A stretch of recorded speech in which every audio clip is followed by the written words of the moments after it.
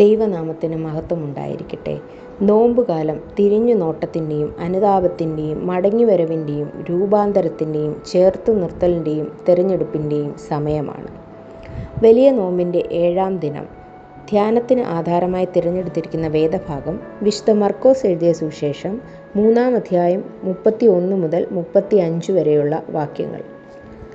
മനുഷ്യജീവിതത്തിൽ ഏറ്റവും ശക്തമായ ബന്ധം കുടുംബബന്ധമാണ്. അമ്മയപ്പന്മാരുടെ സ്നേഹം, സഹോദരങ്ങളുടെ കൂട്ടായ്മ, കുടുംബത്തിൻ്റെ സുരക്ഷ ഇവയൊക്കെയാണ് മനുഷ്യനെ ജീവിതയാത്രയിൽ താങ്ങി നിർത്തുന്നത്. അതുകൊണ്ട് തന്നെ കുടുംബ ബന്ധങ്ങളെ ചോദ്യം ചെയ്യുന്ന ഏതു വാക്കും നമ്മെ അലോസരപ്പെടുത്തുന്നു. മർക്കോസ് 3-ാം അധ്യായം 33-ാം വാക്യത്തിൽ യേശു പറയുന്ന വാക്കുകൾ അങ്ങനെ തന്നെയാണ്. എൻ്റെ അമ്മയും സഹോദരന്മാരും ആരാണ്? ഇത് കേൾക്കുന്നവർക്ക് അവിശ്വസനീയവും അസഹജവുമായ ഒരു ചോദ്യം. എന്നാൽ ഈ ചോദ്യം കുടുംബത്തെ തകർക്കാനല്ല, ദൈവരാജ്യത്തിലെ ബന്ധത്തിൻ്റെ ആഴം വെളിപ്പെടുത്താനാണ്. നോമ്പുകാലം നമ്മെ ഓർമ്മിപ്പിക്കുന്ന ഒരു സത്യമാണ്. നാം വിശ്വാസ ജീവിതത്തിൽ പലപ്പോഴും ബന്ധങ്ങളിലും പാരമ്പര്യങ്ങളിലും ആചാരങ്ങളിലും ആശ്രയിക്കുന്നു. എന്നാൽ യേശു ചോദിക്കുന്നു, നീ എൻ്റെ ഇച്ഛ ചെയ്യുന്നുണ്ടോ?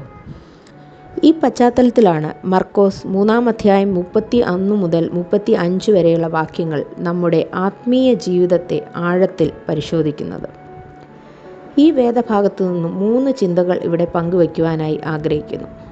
ഒന്നാമതായി, അനുസരണം, ദൈവിക ബന്ധത്തിൻ്റെ അടിസ്ഥാനം. യേശുവിൻ്റെ അമ്മയും സഹോദരന്മാരും അവനെ കാണാൻ പുറത്തു നിൽക്കുന്നതായി മർക്കോസ് രേഖപ്പെടുത്തുന്നു. അതേസമയം യേശുവിൻ്റെ ചുറ്റും ഇരിക്കുന്നവർ അവൻ്റെ വചനം കേൾക്കുന്നവരാണ്. ഇത് വെറും ഭൗതിക സ്ഥാനം മാത്രമല്ല, ഒരു ആത്മീയ നിലപാട് കൂടിയാണ്. പുറത്തു നിൽക്കുന്നവർ അമ്മയും സഹോദരങ്ങളുമാണ്, വിശ്വാസവും ബന്ധവും സമീപനവും കൂടുതലുള്ളവർ. എന്നാൽ യേശുവിനൊപ്പം ഇരിക്കുന്നവരോ വചനം കേൾക്കുന്നവരും അനുസരിക്കുന്നവരും ജീവിതം ദൈവത്തിനായി സമർപ്പിച്ചവരും. നോമ്പുകാലം നമ്മോട് ചോദിക്കുന്നു, നാം യേശുവിനോട് ഭൗതികമായി മാത്രമാണോ അതോ ആത്മീയമായും അടുത്തിരിക്കുന്നവരാണോ? ദൈവസന്നിധിയിൽ അടുത്തിരിപ്പ് ബന്ധത്തിലല്ല, അനുസരണത്തിലാണ്. ഈ നോമ്പുകാലം ദൈവവചനത്തെ അറിയുന്നവരും പ്രവർത്തിക്കുന്നവരും ദൈവിക ബന്ധത്തിൽ വളരുന്നവരുമായിരിക്കാൻ ദൈവം നമ്മെ സഹായിക്കട്ടെ. രണ്ടാമതായി, ബന്ധം, പുതിയ നിർവചനം. യഹൂദ സമൂഹത്തിൽ കുടുംബബന്ധം അത്യന്തം വിശുദ്ധമായിരുന്നു. അവിടെ ഒരാളുടെ അടയാളവും അധികാരവും പാരമ്പര്യവുമെല്ലാം കുടുംബത്തിലൂടെയാണ് നിർണ്ണയിക്കപ്പെട്ടിരുന്നത്. അത്തരമൊരു പശ്ചാത്തലത്തിൽ യേശു പറയുന്നത് വളരെ ശക്തമായ ആത്മീയ പ്രഖ്യാപനമാണ്. യേശു കുടുംബത്തെ നിഷേധിക്കുന്നില്ല, മറിച്ച് ദൈവരാജ്യത്തിലെ ബന്ധത്തിൻ്റെ അടിസ്ഥാനം പുനർനിർവചിക്കുകയാണ്. ദൈവരാജ്യത്തിൽ രക്തബന്ധമല്ല, പേരോ പദവിയോ അല്ല, പാരമ്പര്യവുമല്ല, ദൈവത്തിൻ്റെ ഇച്ഛ ചെയ്യുന്നവരാണ് യേശുവിൻ്റെ യഥാർത്ഥ കുടുംബം. ഇതെല്ലാവർക്കും തുല്യമായ ക്ഷണമാണ്. ദൈവത്തിൻ്റെ ഇച്ഛയ്ക്ക് കീഴടങ്ങുന്ന ഏവരും ക്രിസ്തുവിൻ്റെ കുടുംബാംഗങ്ങളാണ്. ഈ നോമ്പ് നാളുകളിൽ ദൈവത്തിൻ്റെ ഇഷ്ടം മനസ്സിലാക്കുന്നവരും പ്രവർത്തിക്കുന്നവരുമായി തീരുവാൻ ദൈവം നമ്മെ സഹായിക്കട്ടെ. മൂന്നാമതായി, ദൈവത്തിൻ്റെ ഇച്ഛ വാക്കുകളിൽ നിന്ന് ജീവിതത്തിലേക്ക്.